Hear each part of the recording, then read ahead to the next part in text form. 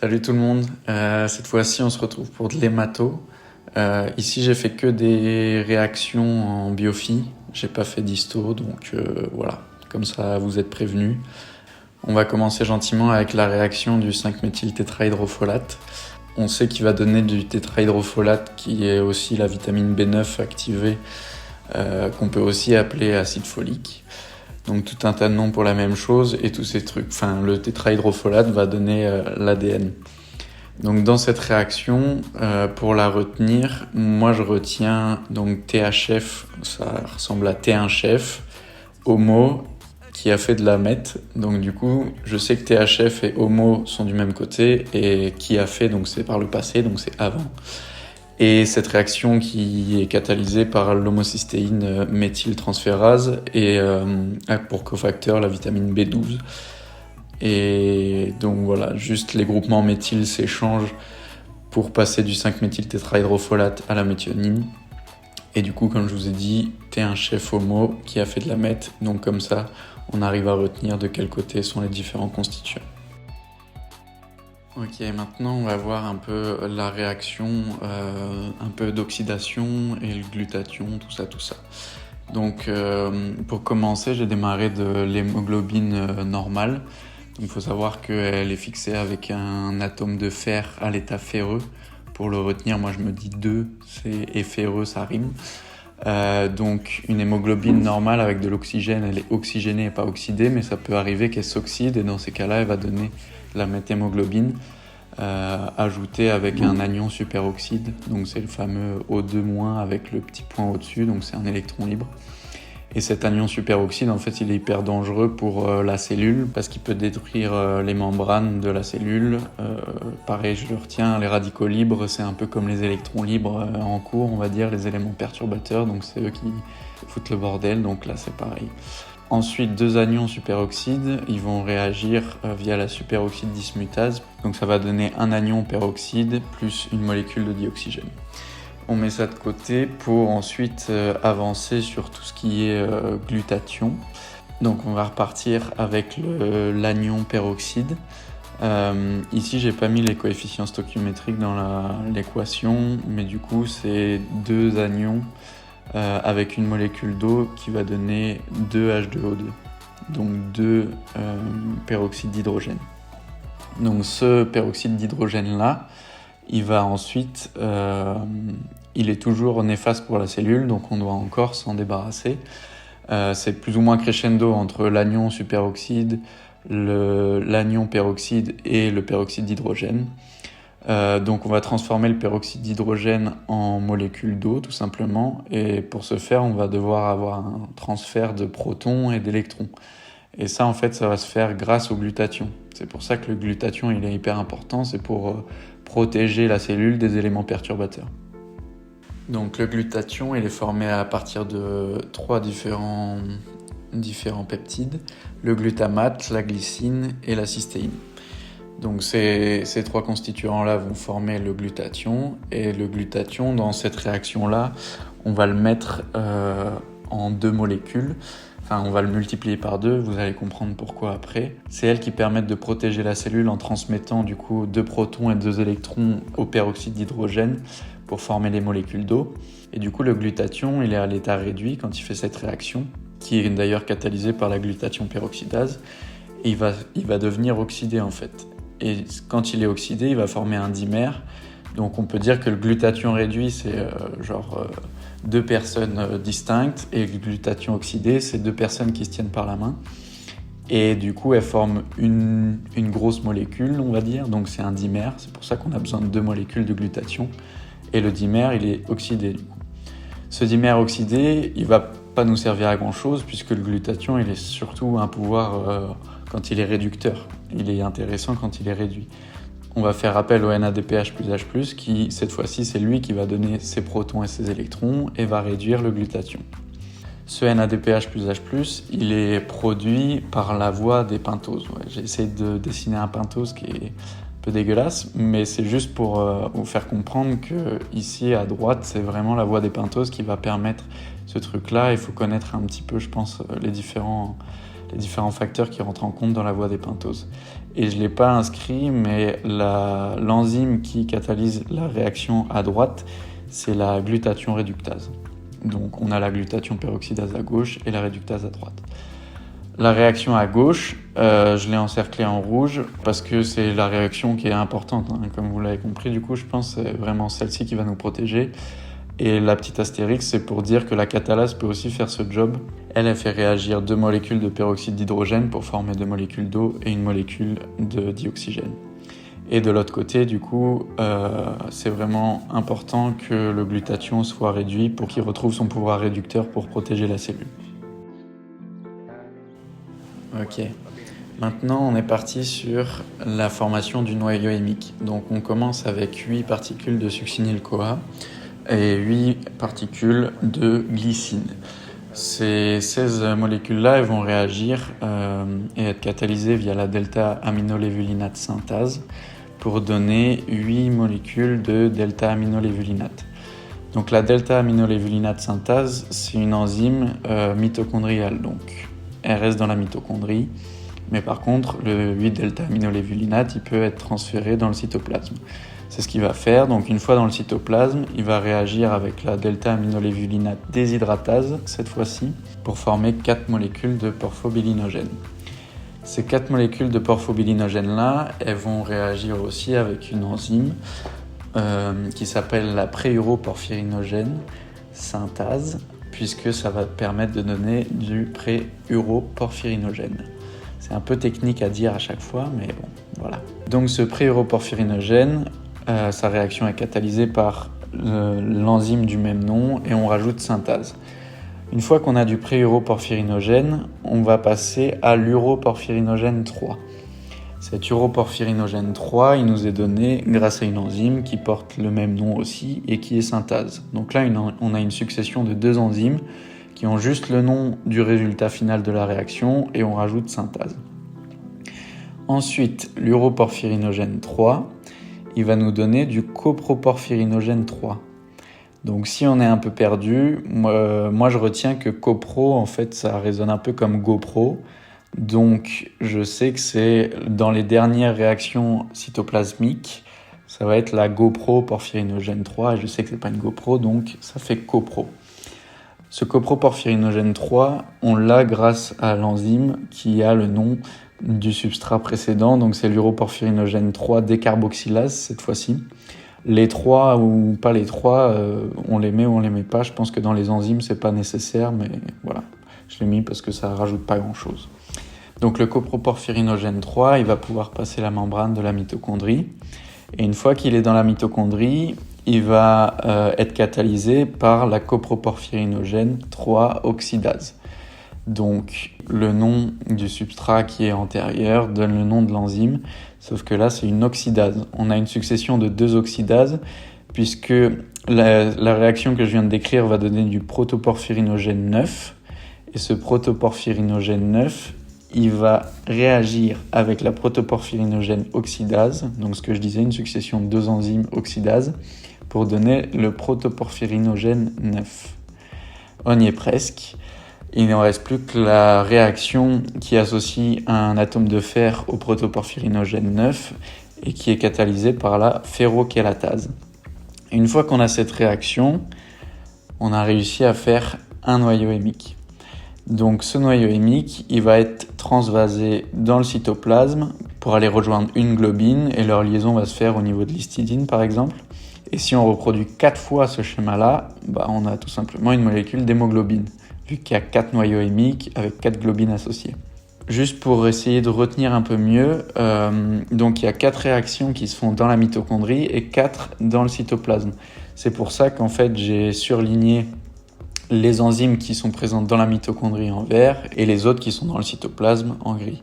J'avais oublié de noter, mais il y avait bien l'enzyme uroporphyrinogène décarboxylase que je note par la suite. Donc voilà pour la réaction de Lem. Ok, on avance. Maintenant, on va parler un peu du métabolisme du fer. Donc le fer, il arrive sous forme ferrique dans l'alimentation au niveau du tube digestif. Il est transformé en fer ferreux par la vitamine C. Une fois que ça c'est fait, il va rentrer dans l'entérocyte et il va être transformé encore en fer ferrique par la céruloplasmine. Une fois que ça c'est fait, il a deux possibilités. Soit il se fixe à de l'apoféritine pour donner de la ferritine, et c'est une forme de stockage facilement mobilisable qu'on a pas mal dans les entérocytes et dans les hépatocytes. Ou alors, il va dans le plasma. Ce qu'il faut savoir, c'est que la ferritine stockée, elle est à l'équilibre avec la ferritine plasmatique. Et c'est la ferritine plasmatique qu'on va doser. Et comme c'est à l'équilibre avec celle qui est stockée, on sait plus ou moins quels sont les stocks de fer. Donc comme je disais, le fer ferrique peut aussi passer dans le plasma et se fixer à l'apotransférine et donner de la transférine. Donc vous avez capté, tout ce qui est apo, c'est quand ça n'a pas encore fixé du fer. Et quand ça a fixé du fer, ça prend le nom normal, on va dire. Donc la transférine, les deux petits points bleus que j'ai faits, c'est simplement pour dire qu'il y a deux sites de fixation possibles. Et le 1/3, c'est pour dire que si on prend tous les sites de fixation, il n'y a qu'un tiers qui est utilisé, donc il y a une réserve dans le transport. Une fois que ça va dans le plasma, ça peut aller vers les hépatocytes. Et au niveau des hépatocytes, on retrouve des récepteurs à la transférine qui, eux, vont réagir au niveau de la membrane des hépatocytes. On a des clatrines qui vont permettre l'endocytose. Et donc, dans l'endosome, on va acidifier l'endosome pour libérer ces atomes de fer qui étaient fixés sur la transférine, pour ensuite les faire sortir de l'endosome et récupérer ces atomes de fer pour les fixer à l'apoféritine et pour que ça devienne de la ferritine, un peu comme dans l'entérocyte. Et il faut savoir qu'il y a un contexte particulier où quand on est en surcharge de fer, on va avoir la ferritine qui va se transformer en hémosidérine et qui est une réserve de fer, mais qui cette fois-ci est très peu mobilisable. Donc une fois qu'on a du fer sous forme d'hémosidérine, on peut l'oublier, entre guillemets, il restera là, il ne bougera pas. Cette hémosidérine, on va la retrouver en grand nombre chez les patients qui souffrent d'hémochromatose. Et une fois que ça c'est fait, on a aussi un système de recyclage du récepteur à la transférine qui va relibérer, du coup maintenant, comme il n'y a plus d'atomes de fer dessus, l'apoféritine. Maintenant, on va parler de la dégradation de l'hémoglobine. Donc tout d'abord, elle peut se dissocier de la globine pour aller être recyclée en acide aminé. Et ensuite, le noyau hémique, lui, ça va être un peu plus technique pour être dégradé. Donc au niveau des macrophages, l'hème, via l'hème oxydase, va être transformé en biliverdine. Une fois que ça c'est fait, donc dans cette réaction, on va libérer l'atome de fer central. La biliverdine, ensuite, elle va subir une autre transformation via la biliverdine réductase pour se transformer en bilirubine. Et là, la bilirubine, elle va ensuite quitter le macrophage pour aller dans le plasma. Et comme c'est une substance qui est plutôt liposoluble, elle va devoir se fixer à l'albumine et on appelle ça la bilirubine indirecte, en contradiction avec la bilirubine directe qu'on va voir dans quelques secondes. Donc une fois arrivée, elle va se libérer de son albumine pour rentrer dans l'hépatocyte. Donc la bilirubine dans l'hépatocyte va encore subir une transformation avec l'aide du 2-DPG glucuronate va donner la bilirubine diglucuronide. Donc là, entre les NID, les AT et aussi l'enzyme qui fait cette réaction, la glucuronyle transférase, il ne faut pas se perdre. Donc AT, c'est ce qui va nous permettre de faire la réaction. NIL, c'est l'enzyme. Et NID, c'est le produit final. Donc la bilirubine diglucuronide, je ne l'ai pas mis, mais ça, c'est la bilirubine directe. Elle va ensuite, via un transport actif, aller dans la vésicule biliaire et quitter la vésicule biliaire pour rejoindre le tube digestif, aussi via un transport actif. Une fois qu'on est dans le tube digestif, la bilirubine diglucuronide va être transformée en bilirubine par une glucuronidase qui, elle, est produite par les bactéries. Donc les bactéries dans l'intestin permettent de dégrader la bilirubine. Quand il y a cette transformation de bilirubine directe en bilirubine, on libère aussi les 2 glucuronates qu'on avait auparavant captés dans l'hépatocyte. Cette bilirubine va ensuite être transformée en stercobilinogène et urobilinogène. Et enfin, ce stercobilinogène et cet urobilinogène vont être transformés en sterco et en urobiline pour former le pigment des selles. Donc c'est grâce à ça, entre guillemets, ou à cause de ça qu'on a une couleur marron brunâtre des selles. Ok, maintenant on va pouvoir s'attaquer à la masterpiece, la cascade de la coagulation. Donc c'est important de visualiser d'où ça part, donc d'une lésion tissulaire qui va exprimer le facteur tissulaire ou facteur 3 à la surface des cellules endothéliales activées ou des cellules sous-endothéliales. Ensuite, on aura une addition du facteur 7A qui provient du facteur 7, donc le facteur 7 activé. Ceci va s'additionner aussi au calcium et aux phospholipides, donc le calcium c'est le facteur 4 aussi. Et tout ça additionné, ça va nous donner l'aténase extrinsèque. Et une fois qu'on a l'aténase extrinsèque, on va pouvoir activer le facteur 10 en facteur 10A. Donc juste, tout ce que je surligne en bleu, c'est les protéases acérines, et tout ce que je surligne en orange, c'est les cofacteurs. Ensuite, on va voir la voie intrinsèque cette fois-ci, qui va aussi mener au facteur 10A. On va partir de la précalicréine, qui va nous donner de la calicréine, et additionner au kininogène va permettre d'activer le facteur 12. Donc du facteur 12A, on va pouvoir activer le facteur 11, et du facteur 11A, on va pouvoir activer le facteur 9. Une fois que ce facteur 9A il est activé, un peu comme l'aténase extrinsèque, il va s'additionner avec le facteur 8 activé. Pareil que l'aténase extrinsèque, en plus de ces deux facteurs-là, on va ajouter le facteur 4 ou le calcium et les phospholipides. Et tout ça, ça nous fait de l'aténase intrinsèque. Pareil que la voie extrinsèque, l'aténase intrinsèque va permettre d'activer le facteur 10 en 10A.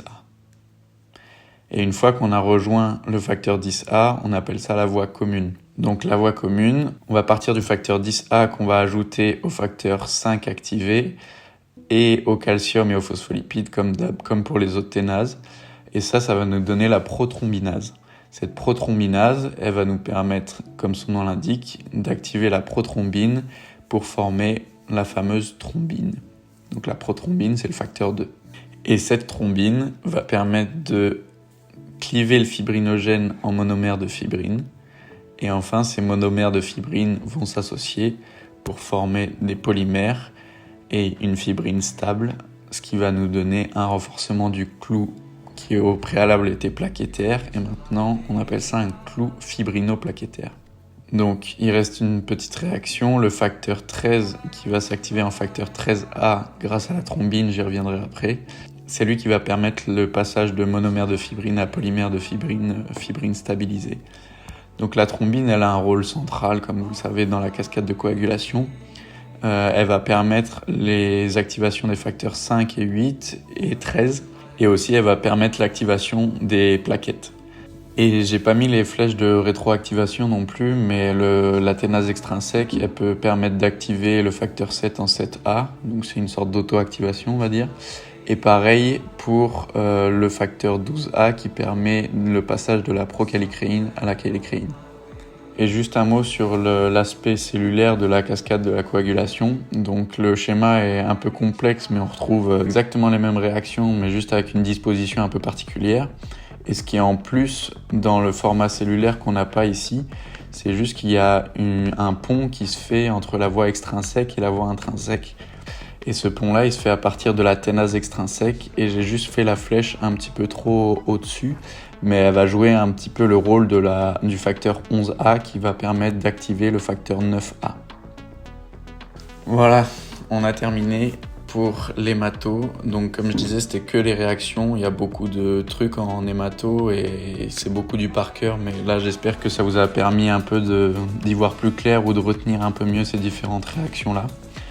J'ai juste quelques conseils encore pour l'étude. Il y a une dia en histo que je trouve ultra intéressante, c'est celle-là. Et en fait, ça nous permet de voir du coup les différents types d'anémie, mais aussi voir en fonction de ce qui manque ou l'anomalie qu'on a, quel type d'anémie ça va nous donner. Et on n'en a pas parlé puisqu'on n'y porte pas trop d'attention en cours. Mais du coup, sur la dia, la vitamine B6, en fait, c'est un cofacteur de la delta-aminolévulinate synthase dans la réaction pour la formation de l'hème. Donc voilà, juste pour compléter ça. Voilà, et juste pour finir, une petite image qui permet de bien visualiser le rôle de la streptokinase, qui est un pro-fibrinolytique, on va dire, qui permet de cliver le plasminogène en plasmine et du coup libérer les monomères de fibrine. Donc voilà. Comme d'hab, force, on y croit, la bise.